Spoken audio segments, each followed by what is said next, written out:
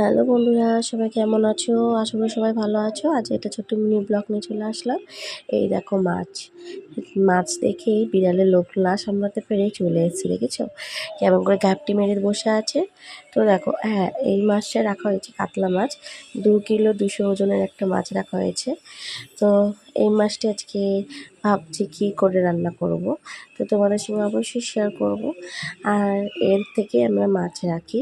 সচরাচর আমরা বাজার থেকে মাছ রাখি না, এই ভালো ভালো মাছ নিয়ে আসে।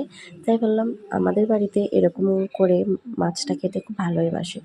তো ভালো করে কড়া করে ভেজে তারপরে তেলটা রাখা হয়েছিল মাছের, ওটা পেঁয়াজ লঙ্কা দিয়ে তেলটা দিয়ে ভাজলে এটা বেশ খেতে ভালোবাসে বাড়ির সবাই। আমি খেতে ভালোবাসি না, বাট তেতো তো এরা খেতে বেশ ভালোই বাসে, আর কোনো তরকারি লাগেই না। তো বেশ কড়া করে ভাজছি আমি মাছ ওদের জন্য, ওরা খাবে।